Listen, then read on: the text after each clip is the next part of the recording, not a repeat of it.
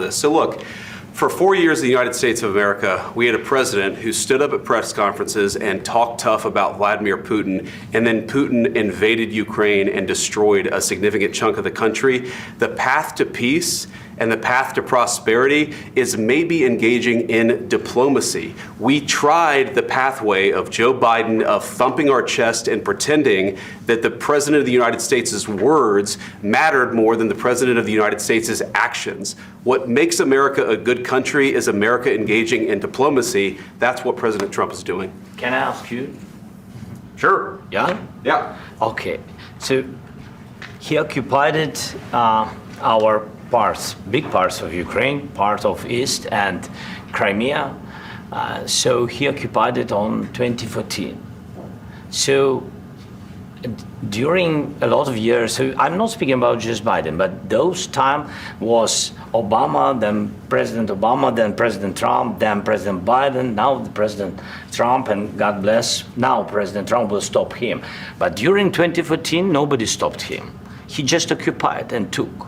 He killed people. You know what the contact 2015. 2014. 2014 and 2015. 2014. Yeah. So I was not here. Yeah, but That's exactly right. Yes, but during 2014 till 2022, yeah, the situation the same. The people have been dying on the contact line. Nobody stopped him. You know that we had conversations with him, a lot of conversation, my bilateral conversation, and we signed with him, me, like a new president. In 2019, I signed with him the deal.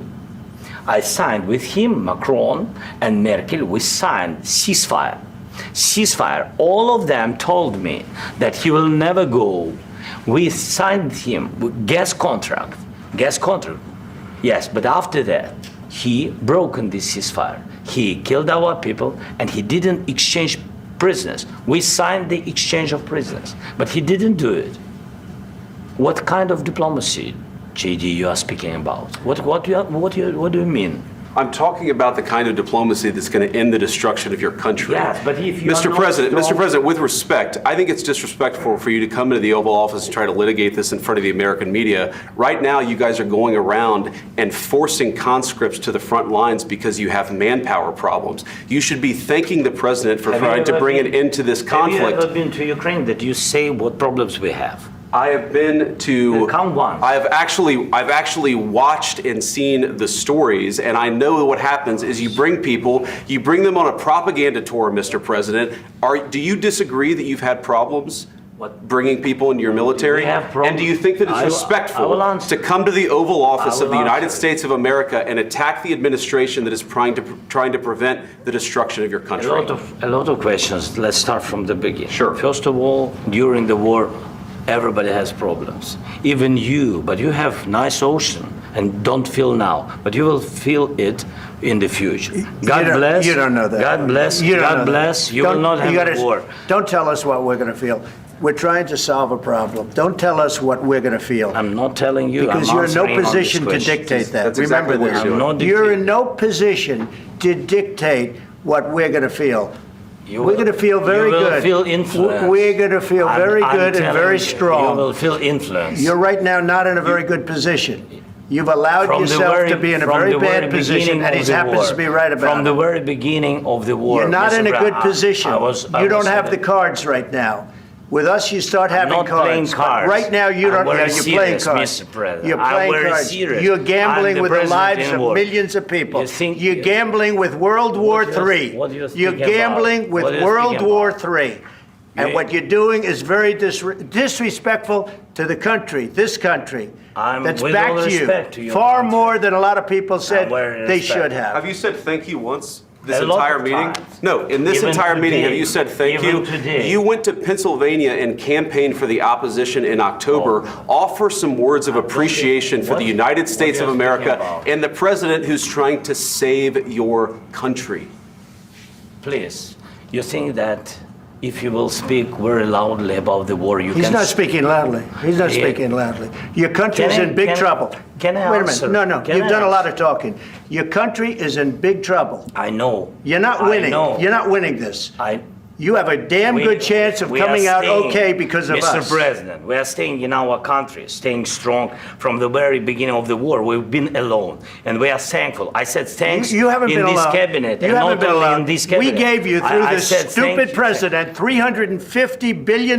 You voted we gave for you your military president. equipment, You and you voted men for are your brave, president. but they had to use our military. What about if you didn't have You our invited military me- equipment, You invited if me you to didn't speak. have our military equipment, this war would have been over in 2 weeks. In 3 okay? days, I heard it from Putin. In 3 days, this is something Maybe new. less. In 2 weeks, of course, yes. It's going to be a very hard thing to do business like this. I Again, tell you. just say thank you. I said a lot of except times that thank there, you except to that, American people. except that there are disagreements, and let's go litigate those disagreements rather than trying to fight it out in the American media when you're wrong.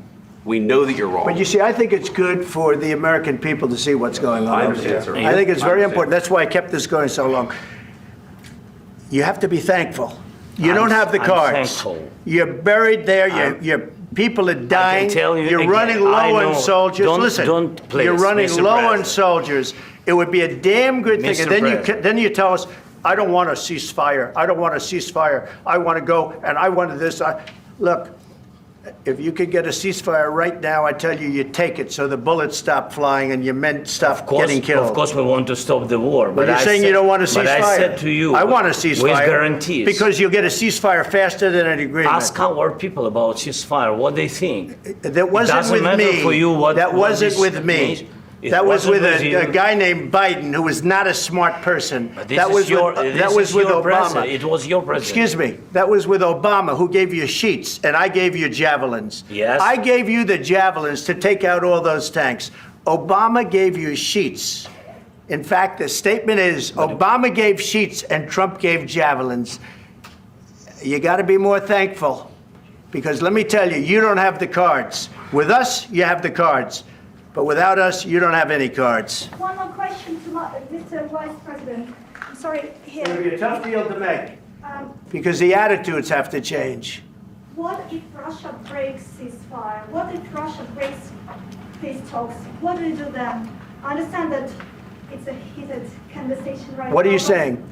what She's if asking, what if Russia Putin breaks the breaks ceasefire? for the- What if anything? What if a bomb drops on your head right now? But they have Okay? broken What if they ceasefire. broke it?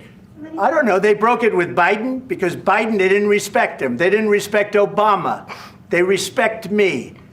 But all- Let me tell you, Putin went through a hell of a lot with me. He went through a phony witch hunt where they used him and Russia. Russia. You ever hear of that deal? That was a phony Hunter Biden, Joe Biden scam. Hillary Clinton, Shifty Adam Schiff. It was a Democrat scam. And he had to go through that. And he did go through it. We didn't end up in a war. And he went through it. He was accused of all that stuff. He had nothing to do with it. It came out of Hunter Biden's bathroom. It came out of Hunter Biden's bedroom. It was disgusting. And then they said, oh, the laptop from hell was made by Russia, the 51 agents. The whole thing was a scam. And he had to put up with that. He was being accused of all that stuff. All I can say is this. He might have broken deals with Obama and Bush, and he might have broken them with Biden. He did, maybe. Maybe he didn't. I don't know what happened. But he didn't break them with me. He wants to make a deal. I don't know if you can make a deal. The problem is, I've empowered you to be a tough guy. And I don't think you'd be a tough guy without the United States. And your people are very brave.